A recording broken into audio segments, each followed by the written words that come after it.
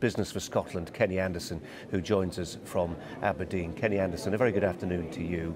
The point's made by Malcolm there that, welcome to you, the point's made by Malcolm there that in terms of investment, whether it's foreign investment or investment from the rest of the UK, in the oil industry and gas industry specifically into Scotland, that is inevitably going to be threatened by independence. What say you?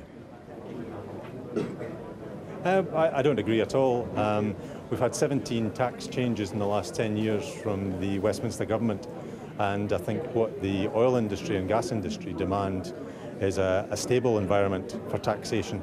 Even just in the last budget, following the cabinet meeting at the Shell offices in Aberdeen, when David Cameron and George Osborne all said they would follow Sir Ian Wood's template for the future of the oil and gas industry in the North Sea, the budget that was announced 2-3 weeks later immediately changed capital allowances on bareboat chartering, which has got a direct impact on exploration.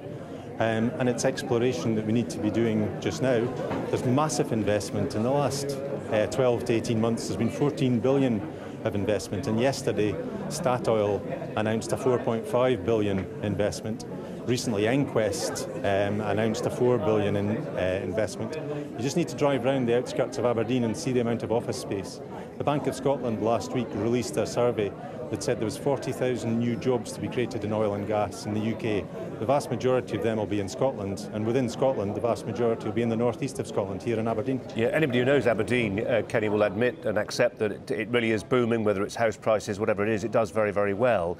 I suppose the question is, in particular relation to currency union, you've got Mark Carney, Governor of the Bank of England, all three Westminster Party leaders, the Permanent Secretary at the Treasury, all saying that when it comes to currency union, forget it, we can't guarantee it. Well, that was kind of busted with a big currency confession a couple of weeks ago that was released in The Guardian. An anonymous minister of unknown yeah, but it seniority. Hasn't been denied. It's a clear, well, it's a clear-cut admission. And David Mundell, the sole Tory MP in Scotland, is all over the place this week in the papers yesterday and today talking about it. And they're on the back foot. There's no question it's a campaigning stance that was agreed between the three Westminster parties. And when the negotiations start, it'll be a different matter. Professor Young from Beijing University did an in-depth study on the currency and came up with the answers that it was in the best interests of the rest of the UK to have a currency union. There's a balance of payments surplus in Scotland, but there's a deficit in the rest of the UK. Without the Scottish balance of payment surplus, which doesn't just come from oil and gas, it comes from engineering, food, whisky, drink. Without that surplus, there could very well be a run in the pound and a devaluation. The rest of the UK will need a currency union with Scotland. Yeah.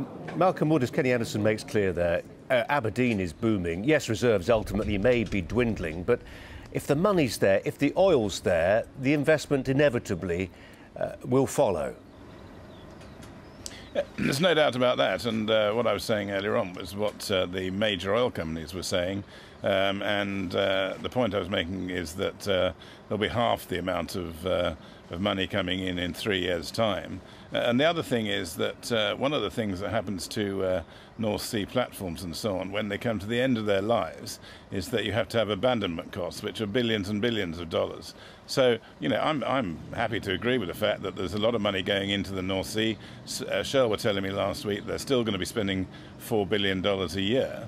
But the point is that what they don't like is the uncertainty of tax changes, of things happening on the capital front, and the bigger companies that do the service work, like AMEC and Weir Group, are all saying that they're concerned. They don't want to have another head office.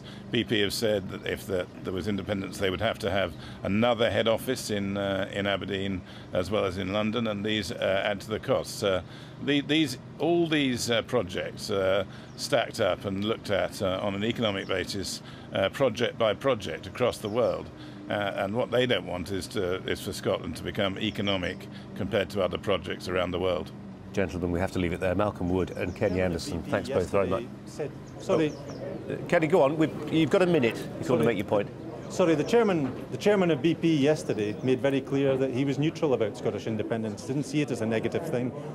Neither did he, in fairness, say it was a positive thing. But we're talking about a stable tax regime, and we're also talking about Aberdeen being the basis for subsea international exports across the world. It's now an international base where the intelligence and expertise is based here in Aberdeen and shipped out. You just need to go to Heathrow or Amsterdam or Paris, to the airports there, and see flights coming in from Aberdeen disgorging experts to go to different points around the globe. It's a global industry, but it's very much based here in Aberdeen. I think the future is extremely bright, extremely stable, and I think a Scottish government can nurture and sustain the oil and gas industry. We do have to leave it there, I'm afraid. Kenny Anderson, Malcolm Wood, thanks both very much indeed for your time.